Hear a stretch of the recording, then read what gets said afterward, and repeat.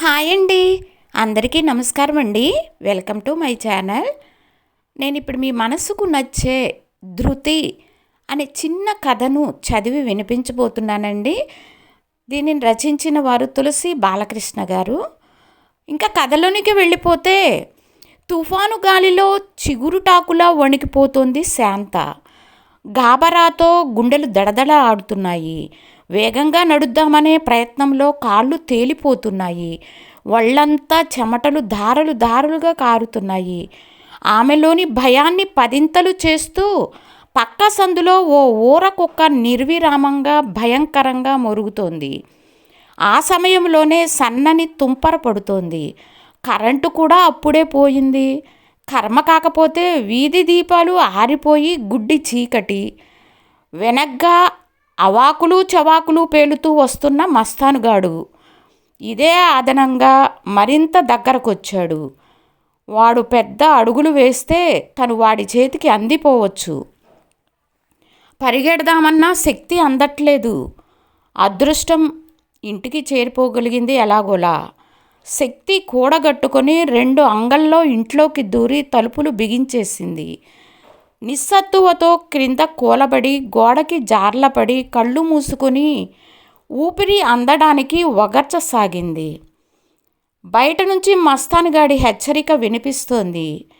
ఏయ్, ఇదే నీకు ఫస్ట్ అండ్ లాస్ట్ వార్నింగ్. నేను అసలే మంచోడిని కాదు. మర్యాదగా వినకపోతే ఏదో ఓ రోజున బలవంతంగా లాక్కుపోతాను. అవిటోడైన మొగుడుతో ఏ సుఖపడతావు? వయసులో ఉన్నావు. నాతో వస్తే స్వర్గం చూపిస్తా. భర్త ప్రసక్తి తెస్తూ వాడు అంత నీచంగా మాట్లాడేసరికి ఆమె గుండెలు బాధతో బరువెక్కాయి. ఎన్నాళ్ళని తప్పించుకుంటావో సూత్తాగా. మస్తానుగాడి మాటలు దూరం అయ్యాయి.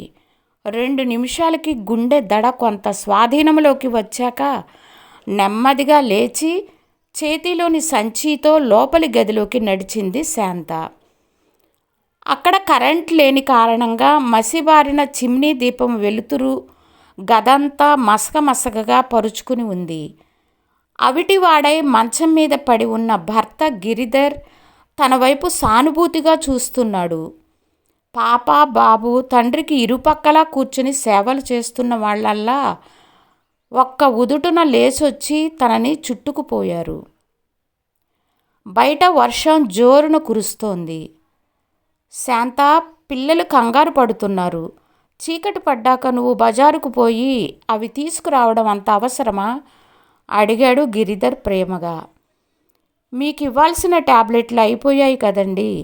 అవి పడకపోతే ఈ రాత్రి మీరెంత నరకం అనుభవిస్తారో నాకు తెలుసండి అంటుండగానే ఆమె గొంతు పూడుకుపోయింది. దుఃఖం ఒక్కసారిగా లోనుండి సునామీలా తన్నుకొచ్చింది. మొదలు నరికిన చెట్టులా కూలబడి మంచం మీదకి తలువాల్చి బావురుమంది. గిలగిల్లాడుతూ చూశాడు గిరిధర్. బిక్క చచ్చిపోయి మౌనంగా చూస్తున్నారు పిల్లలు. ఏం జరిగింది శాంత? గిరిధర్ గొంతు కీడును శంకించింది. ఏం కాలేదన్నట్లుగా శాంత తల అయితే అడ్డంగా ఊపింది, కానీ గుక్క తిప్పుకోలేక చిన్నగా వెక్కుతూనే ఉంది. దుఃఖంలో ఆమె శరీరం జలధరిస్తుంది. ఆందోళనగా అడిగాడు గిరిధర్. ఆ మస్తానుగాడేమన్నా మళ్ళీ అల్లరి పెట్టాడా అని. దుఃఖాన్ని అదుపు చేసుకుంటూ కొంగుతో కళ్ళు తుడుచుకుంటూ, లేదు లేదు, సింహంలా బతికిన మిమ్మల్ని చూస్తుంటేనే బాధగా ఉంది అబద్ధం చెప్పబోయింది శాంత. కాదులే, ఆ వెధవే ఏదో అల్లరి పెట్టి ఉంటాడు నిన్ను. నా కాలు చెయ్యి బాగున్నప్పుడు నేను కనపడ్డప్పుడల్లా నమస్తే అన్నా నమస్తే అన్నా అంటూ వంగి వంగి సలాములు చేసిన వెధవ. ఇప్పుడు గిరిధర్ గొంతు పూడుకుపోసాగింది. కనుకొనల్లో నుంచి దారలుగా కన్నీళ్లు కారుతుండగా నీరసంగా గొణుక్కున్నాడు. వెధవ అసమర్థపు బతుకైపోయింది నాది.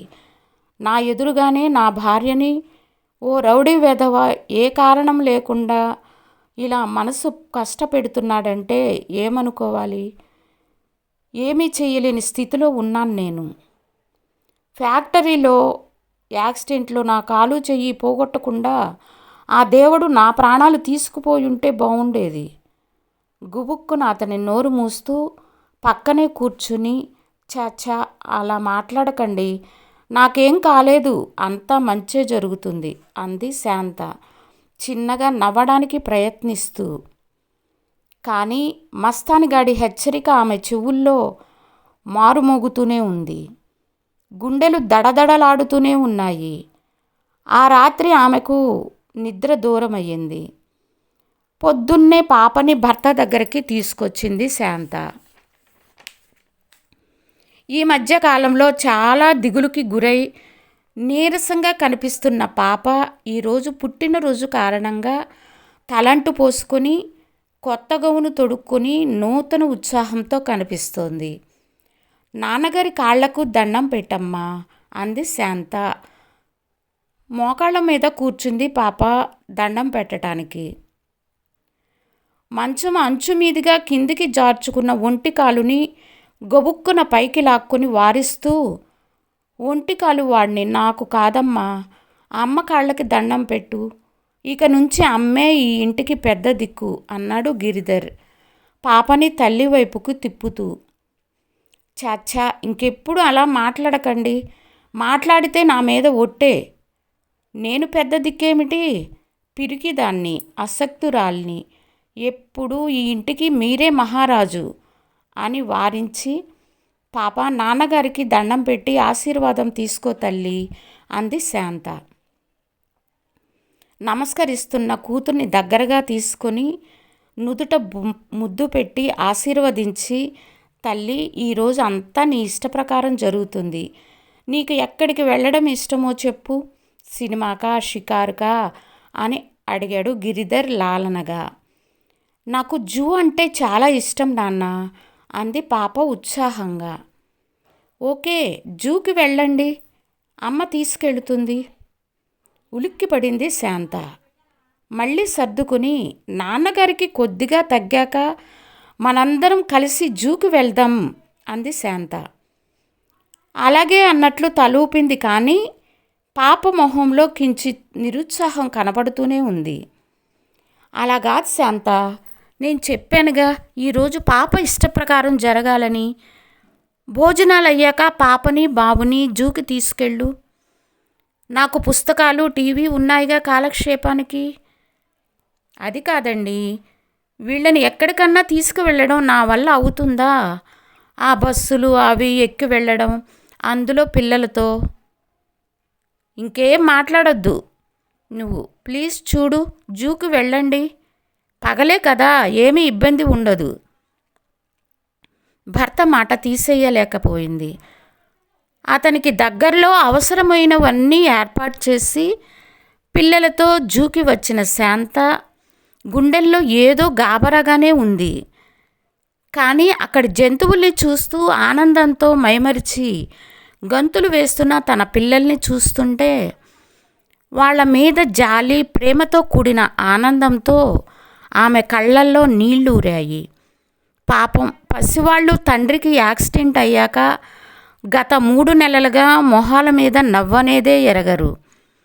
ఇక్కడికి తీసుకురావటం చాలా మంచిదయ్యింది అనుకుంటూ వాళ్ళకి ఐస్ క్రీం తెద్దామని ఓ స్టాల్ వైపు నడిచింది. ఇంతలో ఒళ్ళు గగ్గర్పొడ్చే అనౌన్స్మెంట్, హెచ్చరిక. పెద్ద పులి కంచె దూకి బయటికి వచ్చేసింది. దాన్ని పట్టుకునే ప్రయత్నాలు జరుగుతున్నాయి. అందరూ వెంటనే త్వరగా బయటకు వెళ్ళిపోండి అంటూ మైకులో ప్రకటన. అమ్మో బాబోయ్, భయంతో అరుపులు, కేకలు, ఏడుపులు, పెద్ద కలకలం. కాకావికలై పరుగులు తీస్తున్నారు జనం. ప్రకటన ఇస్తూ వస్తున్న వ్యాన్లోని జూ స్టాప్ చేతుల్లో తుపాకులతో అటూ ఇటూ తిరుగుతున్నారు, ఎక్కడ పులి కనిపిస్తుందా అని. లేళ్లని చూస్తూ ఆనందిస్తున్న పాప బాబు ఈ కలకలానికి బెదిరిపోయి చుట్టూ చూశారు. పరుగులు పెడుతున్న జనం అడ్డం రావడంతో తల్లి కనిపించలేదు వాళ్ళకి. ఇద్దరూ చేతులు పట్టుకొని పడుతూ లేస్తూ తమకు తోచిన దిక్కుకు పరిగెత్తారు. ప్రకటన విన్న శాంత గుండె జారిపోయింది. చేతిలోని ఐస్ క్రీములను అక్కడే పడేసి పాపా బాబు అంటూ వెర్రిగా అరుస్తూ చుట్టూ చూసింది.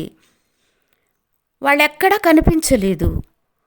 కొంపతీసి బోనులో నుంచి తప్పించుకున్నా పులి దిక్కుకు పోలేదు కదా అని ఆలోచిస్తూ గట్టిగా పాపా బాబు అని అరిచింది. అమ్మా ఓ దిక్కు నుంచి ఏడుపు భయం నిండిన పాపా బాబుల గొంతులు. నేనొస్తున్నా, మీరక్కడే ఉండండి, భయపడకండి అని పెద్దగా అరిచి అటు దిక్కు పరిగెత్తింది శాంత వేగంగా. అంతలోనే అమ్మా పులి ఆ కేక పాపది. గుండె ఆగిపోతుందేమోనన్నంత భయం. జనాన్ని తప్పించుకుంటూ పిల్లల గొంతు వినిపించిన దిక్కు పరిగెత్తింది. అక్కడ ఓ పొద పక్కన భయంతో ఒకరినొకరు కరుచుకుపోయి ఏడుస్తూ ఆకుల్లా వణుకిపోతున్న తన పిల్లలు. వాళ్ళకెదురుగా ఓ 5-6 గజాల దూరంలో తల తిప్పకుండా వాళ్ల వైపే చూస్తున్న పెద్ద పులి. మెదడు మొద్దుబారిపోయింది. ఏం చేయాలో తోచడం లేదు. ఆలోచించే శక్తి లేదు. ఆలస్యమైతే తన పిల్లలు పులికి ఆహారంగా. అమ్మో, జన్మలో ఎరుగని ఒళ్ళు తెలియని వెర్రి ఆవేశం. ఇప్పుడు తన కర్తవ్యం పెద్ద పులి నుంచి తన పిల్లల్ని కాపాడుకోవడమే. ఒక్కసారిగా అనంతమైన శక్తి కలిగింది ఆమెలో. దగ్గరలో ఉన్న చెట్టు కొమ్మని విరిచి ముందుకు ఉరికి పిల్లలకి అడ్డుగా నిలిచింది. రెక్కల కింద పిల్లల్ని దాచుకుని కాపాడే పక్షిలా వాళ్ళిద్దరినీ తన వెనక దాచుకుంది.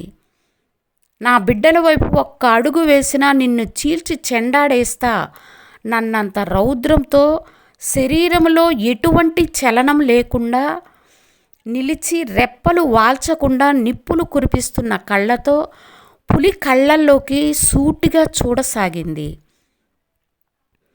తల్లి వెనుక చేరిన పిల్లలిద్దరూ భయంతో ఆమెను గట్టిగా పట్టేసుకుని ముఖాలు ఆమె చీరలో దాచేసుకున్నారు.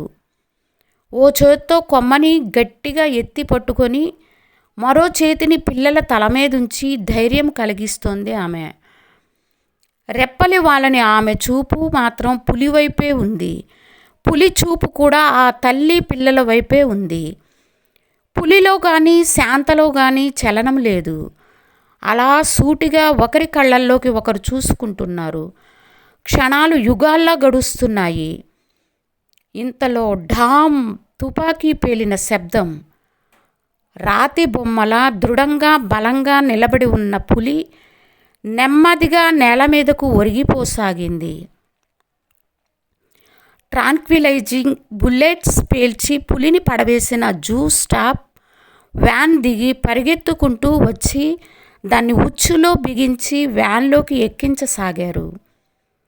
శాంత దగ్గరకొచ్చి wonderful madam, you are great అమ్మా అన్నాడు జూ క్యూరేటర్ అభినందనగా. బొమ్మలా నిలబడిపోయిన శాంతకి క్రమేపీ ఒళ్ళు తెలియవచ్చింది. విభ్రమతో చుట్టూ చూసింది. పులిని ఎదిరించి నిలిచింది తనేనా అని ఆశ్చర్యపోతూనే పిల్లలిద్దరినీ గట్టిగా కౌగిలించుకొని ఏడుస్తూ ముద్దులతో తడిమింది. ఆ తర్వాత మౌనంగా వాళ్లతో పాటు గేటు వైపు బయలుదేరింది.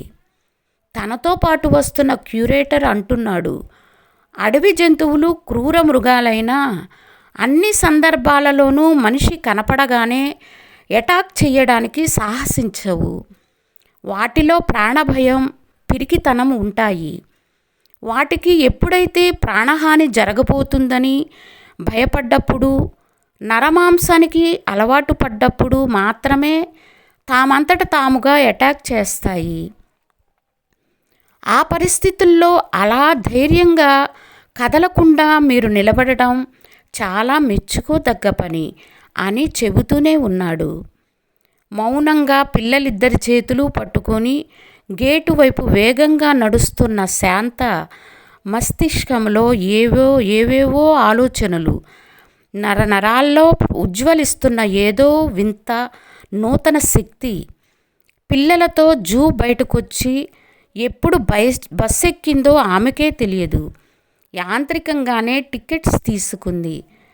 ప్రయాణాలు చేయడం తనకి ఎప్పటినుంచో అలవాటైనదే అయినట్లు, అసలు చిన్నప్పటి నుంచి తనకి భయమే తెలియనట్లు, తను సాహసానికి మరో పేరైనట్లు, తనంటే భయానికే భయమన్నట్లు ఆమెలో ఏవేవో వింత భావాలు. తమ కాలనీ స్టాప్ రాగానే దిగింది పిల్లలతో. అక్కడ కొంచెం దూరంలో మస్తాన్ గాడు ఉన్నాడు. బస్సు దిగిన తన వైపు చూస్తూ కళ్ళెగరేస్తూ ఇప్పుడెలా తప్పించుకుంటావు అన్నట్లుగా పిచ్చి చూపులు చూస్తూ ఈల వేస్తూ ఇటే వస్తున్నాడు. వాడిని చూసి చూపుని చుట్టూ తిప్పింది శాంత. బస్టాప్ షెల్టర్ కింద బెంచి మీద తనకు చిన్నప్పుడు చదువు చెప్పిన తెలుగు మాస్టరు కనిపించారు ఆమెకు. నమస్కారం మాస్టారు అంది అటు నడిచి 2 చేతులు జోడించి. కళ్ళు చిట్లించి చూస్తూ క్రమేపీ గుర్తుపట్టి బాగున్నావా శాంత అంటూ బోసి నవ్వుతో పలకరించాడాయన. మాస్టారు మీ చేతికర్ర ఒకసారి ఇస్తారా ప్లీజ్ అంది శాంత గంభీరంగా. కర్రెందుకే తల్లి? పిల్లి పిల్లల్ని కుక్క పిల్లల్ని చూసి చిన్నప్పటిలాగే ఇప్పటికి కూడా భయపడుతున్నావా? నవ్వుతూనే అడిగారు మాస్టారు అర్థం కాక. కొంగు నడుముకు చుట్టి మీరు చెప్పిన పాఠం అంటూ కర్రని అందుకొని మస్తాన్ని సంపేసేలా చూస్తూ రౌద్రాకారంతో, ఒరేయ్, ఓనాడు భయంతో నువ్వు వంగి వంగి దండాలు పెట్టిన గిరిధర్ భార్యనిరా, నన్ను బెదిరించడానికి నీకు ఎన్ని గుండెలరా? వార్నింగ్లు ఇస్తావా? రారా, నా చేతుల్లో ఈరోజు నీకు చావు మూడిందిరా రాస్కెల్ అంటూ వాడి వైపు విసురు గాలి వేగంతో పెద్ద పెద్ద అంగలతో నడవసాగింది. ఈ హఠాత్ పరిణామానికి అదిరిపడ్డాడు మస్తాన్. నమ్మశక్యంగాక ఆశ్చర్యంతో బిత్తరపోయి చూశాడు. ఆమె అపర కాళికావతారంతో తన వైపే దూసుకు వస్తుండటంతో విస్తుపోతూనే భయంతో వణికిపోయాడు. అప్రయత్నంగానే నెమ్మదిగా వెనుకడుగులు వేయసాగాడు. ఆమె కర్రాని బలంగా పట్టుకొని వేగంగా పూనకం వచ్చినట్లు తన వైపు రావడం చూసి వెనక్కి తిరిగి పరుగులంకించుకున్నాడు. వాడుని కనుచూపికి అందనంత దూరం తరిమి కొట్టి, మళ్ళీ ఈ ఏరియా ఛాయల్లో కనిపిస్తే ప్రాణం తీసేస్తాను రాస్కెల్ అని గర్జించి తిరిగి కోపంగా ఆయాసంతో వగరుస్తూ వచ్చింది శాంత. తమ తల్లి దున్నపోతులాంటి ఓ రౌడీని అలా తరిమి కొట్టడం చూస్తున్న పిల్లలిద్దరూ ఆనందం పట్టలేక చప్పట్లు చరుస్తున్నారు. ఆమె సాహసానికి నోళ్లు వెళ్ళబెట్టి ఆశ్చర్యపోయిన జనమంతా కూడా మాస్టారితో సహా నెమ్మదిగా తేరుకొని అభినందనగా గట్టిగా చప్పట్లు చరిచారు. నిటారుగా సాగి సంపూర్ణ ఆత్మబలంతో గుండెలు నిండిన ధృతితో పిల్లలతో పాటు ఇంటి వైపు అడుగులు వేస్తున్న శాంతకి ధైర్యంగా ఆత్మస్థైర్యంతో నిలబడితే ఈ సమాజంలోని క్రూర మృగాలను ఎదుర్కోవటం అసాధ్యం కాదన్నమాట అనిపిస్తుండగా కొండంత బలం వచ్చిన అనుభూతి కలగసాగింది. నిబ్బరంగా బలంగా పడుతున్నాయి ఆమె అడుగులు ఇంటివైపు. కథ సమాప్తం. ఈ కథ గనక మీకు నచ్చినట్లయితే ప్లీజ్ లైక్ చేయండి, సబ్స్క్రైబ్ చేయండి, ప్లీజ్ కామెంట్స్ చేయండి. మీరు చేసే కామెంట్స్ వల్ల నాకు నా తప్పు ఒప్పులు ఏమిటో తెలిసొస్తాయి. Please. Thank you for watching.